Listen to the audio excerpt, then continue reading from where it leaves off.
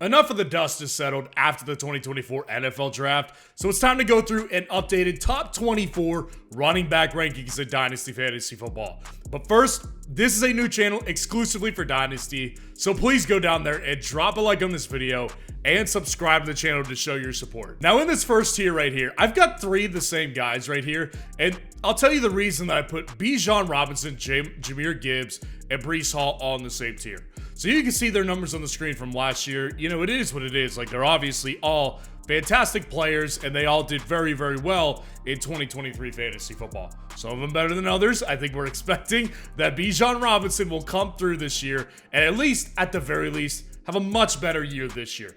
But for me personally, the reason I put them in the same tier is because I can understand the argument that one of these guys is above the other, depending on your personal rankings. Like, for me, Bijan Robinson is, not only is Bijan Robinson, you know, still very, very young, obviously, but he is coming off a good rookie season in which he was handicapped by Arthur Smith. He was totally handicapped with him there, trying to shoehorn Tyler Algier into this offense. Do you think that's really going to happen again in year two? I've actually heard some people say they think it will. I don't think it's going to happen to that level. I think Bijan Robinson, moving forward, is at the very minimum like a 20 opportunity per game type of guy, but I'm betting he'll get 25 to 30 touches. For me, Jahmyr Gibbs is in the best offense of the bunch, but he still will share work with David Montgomery. The difference here between David Montgomery and Tyler Algier is 100% in the money. Follow the money on those two contracts. David Montgomery is not leaving anytime soon. So Jahmyr Gibbs is still going to be capped as far as his output goes, just based on the total volume he'll see. And then with Breece Hall, I think that Breece Hall is in the worst situation of the bunch, but I think there's an argument to be made that he's the most talented. Breece Hall coming off a torn ACL in 2023, that's what he did. On the screen, look at the numbers. Those numbers coming off an ACL injury, and the guy's not even 23 years old yet. I think Breece Hall is a tremendous fantasy back, and in Dynasty, I don't think anybody argues what his value is. Number 4, Jonathan Taylor, and number 5, Christian McCaffrey. So with Jonathan Taylor, he's in the exact same spot as he was last time, and there's really just not much to talk about, to be honest, with Jonathan Taylor. Like, I continue to say it, I think he will be a better, more efficient running back in fantasy with Anthony Richardson. The only problem that he'll probably experience is his targets will go down. But even last year, he had 2.3 targets per game when he was healthy. So it's not like he's going to drop from like 4 targets per game to like 1 or like 1.5 targets per game. If he drops down to like 1.5 targets per game, you won't really notice it. And he still scored 14.7 fantasy points per game with 2.3 targets last year. So I don't really worry about Jonathan Taylor. And Christian McCaffrey, the last time I did these rankings over 2 months ago, I had Kyren Williams here at number 5, and obviously a lot has changed with Kyren Williams and his situation. Kyren Williams obviously has the unfortunate uncertainty at this point with Blake Corum. If you're asking me who the better player is, I think it's Kyren Williams, and I think most people do agree with that. But what is the problem with the Los Angeles Rams is that if Cam Akers is anything to go off of, the Rams can drop you like that and not even think twice about it. So I think that there's some risk here with Kyren Williams. That's why he moved down. And with Christian McCaffrey, I say it over and over again. Christian McCaffrey, I just think that I'd rather have 2 more solid elite seasons with Christian McCaffrey than rolling the dice on other players behind him. And at number 6, I've got James Cook, and at number 7, I've got Devon Achane of the Miami Dolphins. So with James Cook, the reason I prefer him over Devon Achane, and I think I said this the last time I did these rankings, is because when I look at the Miami Dolphins running back situation, right? They've got Raheem Mostert, and it's not like he doesn't concern me. He's in his early 30s. The guy's not going to last much longer. It was the only full season he played in 2023 in his entire career. I don't worry about that. But then they go ahead and they draft Jalen Wright in the 4th round of the 2024 NFL Draft, and Jalen Wright's a good player. Jalen Wright is he fits the Miami running scheme very well. He's got speed. He's got the size, actually, different than Devon Achane does, and he fits perfectly in their zone running scheme. So I worry a little bit about Devon Achane with his durability, and I don't think that's questionable. And I do worry about I don't think he'll ever take a 3-down back workload. His size just isn't there for that. And then with James Cook at number 6, I think that James Cook is just in a great situation without Ken Dorsey and with Joe Brady. Whenever they fired Ken Dorsey, it changed James Cook's outlook for fantasy right away. And I remember at the time, during that time of the NFL season, on my main channel, Football Fanalysts Network, I was saying trade for James Cook. He was a great trade target, and he turned out to be. So James Cook, more time with Joe Brady equals more upside, and the guy is still really young. Travis Etienne at number 8 and Kenneth Walker at number 9. So with Travis Etienne, everybody else gets pushed up here because of the Kyren Williams effect.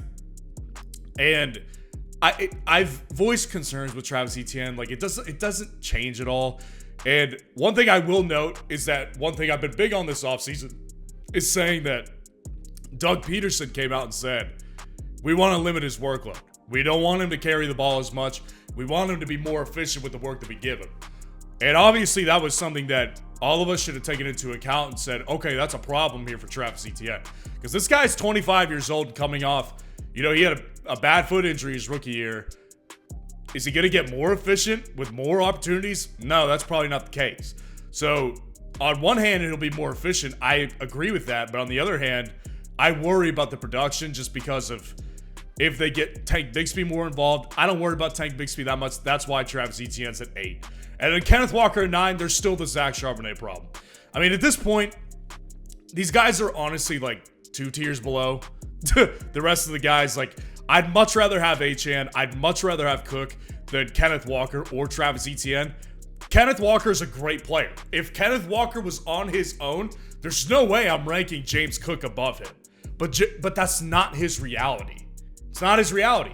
He has Zach Charbonnet coming into his second season, coming off of good work with what he got last year.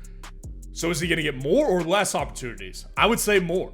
And that's going to hinder the ceiling for Kenneth Walker. Rachaad White at 10 and Isaiah Pacheco at 11. Now with Rachaad White, he's just someone I'm slowly but surely coming around on. And the reason is because there's no competition in Tampa Bay. It's Rachaad White, it's Chase Edmonds, and it's Bucky Irving. Nothing there to really compete with him for meaningful volume. I mean, third down back, maybe, but Rachaad White is going to be the workload guy again. And Rachaad White, at this point, I just think that there's no question who's going to be the lead back. The only problem is I'm going to continue to say it because it matters. His efficiency is a problem. 3.6 yards per carry in both of his first 2 seasons in the NFL. Does that number go up or down over time? History shows it goes down. So this is a problem with Rachaad White, but for the time being, 25 years old, I'll take him. And then Isaiah Pacheco, very similar boat, except the only reason I have Rachaad White over him is not because he's more efficient. Pacheco's a yard more efficient on the ground. Because he's on a better offense, he's on a better offensive line, it all factors in. He doesn't get quite as many opportunities, though, as Rachaad White does. Rachaad White gets a lot of opportunities.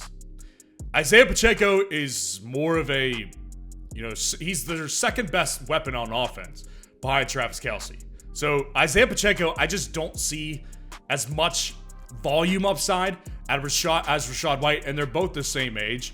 So I think that Isaiah Pacheco is very good. And honestly, you could swap these two out. I've debated this one quite a bit on my own personally. Kyren Williams lands at 12 and Josh Jacobs at 13. Now with Kyren Williams, like I said earlier, I think the reason why he has to fall in my, and I'm sure most people's rankings, is that Kyren Williams, the Blake Corum effect, is definitely disturbing because we know the history of what they did with Cam Akers. I mean, they pushed him to the side for nothing after he performed very well for them. Now, I still trust Kyren Williams will be their guy because we're not just talking about a Cam Akers level season. Kyren Williams was elite. Look at the numbers. They speak for themselves. 20 fantasy points per game last year, and he averaged 5 yards per carry with 12 rushing touchdowns. And this guy missed time, by the way. Remember that? He missed time in 2023. So I just can't see a world where they push him to the side, but a world where they give Blake Corum 5 to 10 opportunities per game sometimes, I can definitely see that world, and that's why he has to drop. And then Josh Jacobs at 13, I just like him. I love the landing spot. I think that he's going to have a better year this year than he did with Las Vegas in any year besides 2022. That was an outlier season. But I think Josh Jacobs could get back to that level. But of course, he is older and he's a little bit beat up. Like, this guy has been beat up. He's handled a massive workload for Las Vegas. So really, when do the wheels fall off with Josh Jacobs? That is always going to be in the back of my mind. Same thing with Saquon Barkley at 14. Saquon Barkley, I wonder, when do the wheels fall off? Saquon Barkley, this is a guy that I just recently did a video about on my main channel saying, I think we're overdrafting him. I got so much flack for that. And I understand it on the surface level. It's like the Eagles are such a great landing spot. The problem with Saquon Barkley is that his efficiency has been down 2 out of the 3 years. 2 out of the last 3 years, efficiency has been below 4 yards per carry. Is that because of a bad offensive line? Definitely is possible. But this guy has also dealt with numerous lower body injuries. And he's 27 years old now. So the drop-off age is right there with him. So I just don't see another 3 good years of Saquon. I think he's just been too beat up. I honestly do. So Saquon Barkley, I'm not as big on as many other people are. And this is one I'm really interested to hear what y'all think about. So let me know in the comments. Trey Benson at 15 and David Montgomery at 16. Now, I love Trey Benson. I think that I've made it clear Trey Benson was always my favorite running back in this class. You know, until like what... Earlier on, it was Jonathan Brooks. As time went on, very quickly, I like Trey Benson better. And I think the landing spot is great. Now, he is not going to be, theoretically, based on depth chart. If we want to just go off that, he won't be as relevant immediately as Jonathan Brooks, the other running back. Now, the problem with Jonathan Brooks is that I think he's on a terrible team. And I think that they're not really going to get better. So, with Arizona, Kyler Murray has shown over the last several years that a running back who plays with him is always pretty efficient and they score a lot of rushing touchdowns. Trey Benson's young. If he plays a change of pace back role where he gets like 150 touches this year, that's fine with me because he's young. He's 21 years old. So even if he steps in just a little bit later, I'm totally okay with Trey Benson. And I think he just has the most upside out of the rookie running backs. And then with David Montgomery at 16, I know that he's approaching that age. I know that we don't love this age, but David Montgomery is in the perfect spot for him. It's longevity is going to work with David Montgomery. And I know, like I just talked about Saquon's injuries, David Montgomery's had plenty of injuries as well. But the good thing is that Jahmyr Gibbs is not just going to be on the sidelines. Jahmyr Gibbs will take work from David Montgomery, and that's going to consistently leave David Montgomery with like 14 to 15 rushes per game and massive efficiency numbers, and also because he's a red zone back. That's what they want from him. Ben Johnson with Jamal Williams did the same thing. 2 years straight now with Detroit and with Ben Johnson, a running back has had 10 plus touchdowns in that offense. And it's the David Montgomery show again at the red zone in 2024. Jonathan Brooks at 17 and DeAndre Swift at 18. So my thing with Jonathan Brooks, I have not been shy. I think he will fail in Dynasty Fantasy Football. This ranking right here is going off of pure Dynasty value. I'm looking at how other people value him in Dynasty, and I'm saying to myself, I'm not ranking him at 17 because I want him. I'm not saying I want him there. I'm saying he's at 17 because I know other people want him. He's a first-round pick in Dynasty rookie drafts. So I know what the value is for him, for other people. I've made it clear. I think the landing spot sucks. I think it's going to affect him negatively. I think he's going to find a hard time overcoming the problems in Carolina and what their offense will look like with Bryce Young. But that said, people do value him. So I would be, if I had him, which I wouldn't, I would be trying to trade him for more value as time went on. And as soon as he got to recovery, I would try to maximize on his value. And then DeAndre Swift, I really don't love him either. I think DeAndre Swift, the only reason he's above other guys that I'm about to go through is because he's younger. DeAndre Swift is still pretty young. He's not 25 yet. So, I mean, DeAndre Swift is at an age where he's getting close to that, that cliff that you could have if you're not one of the better elite running backs. But I think DeAndre Swift, I don't see how his value goes up. Like, in Chicago, I think the offense is good. I actually really like the offense, but it's not like we're saying he's coming from the Giants to the Bears. He's coming from the Eagles to the Bears. The best offensive line in football, and he couldn't do more than 11 fantasy points per game. So just really not that impressed with DeAndre Swift at this point in his career. But with the age and with the potential upside he sees through pass catching, DeAndre Swift definitely still inside the top 20. Derrick Henry at 19 and Alvin Kamara at 20. I think that Derrick Henry is uniquely built. And I think that Baltimore, there's not a more perfect landing spot for him, because Derrick Henry at this point of his career, he'll need less volume to keep him fresh all year and to keep him efficient. But that's perfect because you've got Lamar Jackson. And also the other good thing is he's never been a pass catcher either. So we're not going to lose fantasy value and fantasy points because he's all of a sudden not catching the ball. He never has. So even if you give Derrick Henry 15 rushing opportunities per game, this guy's going to average close to 4.5 yards per carry and probably get another 15 touchdowns on the ground. I'm serious. I think this is the perfect situation for him. And they signed him to a multi-year deal, so I can realistically see him giving lots of dynasty value in the next 2 years. And then Alvin Kamara, same type of deal, but less exciting just because the New Orleans offense is so stale. They made no moves at running back, and I don't necessarily blame them because they're probably trying to give Kendre Miller time. I don't think Kendre Miller is going to work out. So I don't think that Alvin Kamara is in any real danger, at least this year, to get targets or opportunities usurped from him. I think the way that you look at this, very similar to the way you look at a Jonathan Brooks situation, is try to sell him this year, because I do think that his value will go down considerably after this year. Very similar to how I feel about Jonathan Brooks. 21 is Ramondre Stevenson, and 22 is Najee Harris. Now, with Ramondre Stevenson, with Najee, they're both very, very similar in my eyes. I actually think that they're both good players, and I would like them if I was an NFL GM. My problem with those two guys is that with Ramondre Stevenson, the team sucks. And I've said this and I've gotten pushback for it. I think the New England Patriots are in for a very long time of football mediocrity or worse. I think they're going to be bad. I think they're poorly run with Jonathan Kraft. I think Drake May I like Drake May the player, but he's still raw. And I don't trust the development that is there for him in New England. So I don't think that he's going to have very different issues to overcome from Jonathan Brooks when he's a rookie. So Ramondre, the only problem with him is he's actually older. He's in his mid-20s at this point, and I don't think he's going to get much more efficient. He might handle more volume this year, and that'll definitely help his fantasy points per game, but I don't see that efficiency number rising.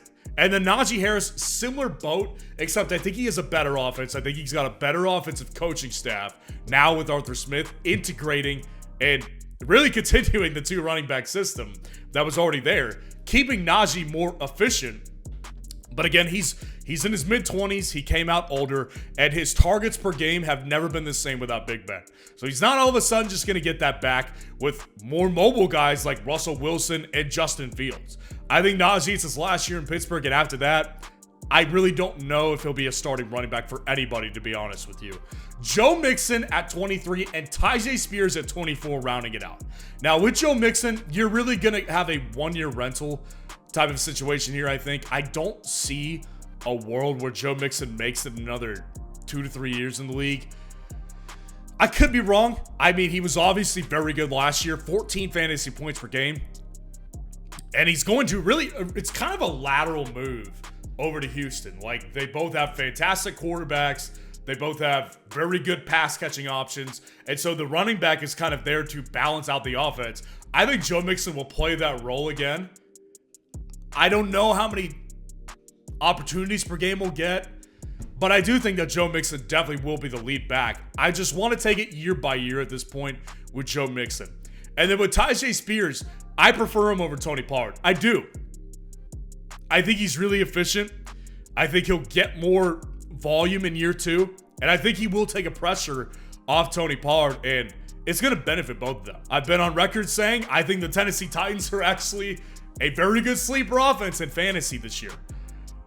Tyjae's young, and he is coming into an offense that is so much more revamped and forward-thinking as opposed to what it was with Mike Vrabel as head coach. So I think that Tyjae Spears has good moments in front of him. Now let me know what you think of the rankings in the comments below, and make sure to go down there, drop a like on the video, and subscribe to the channel.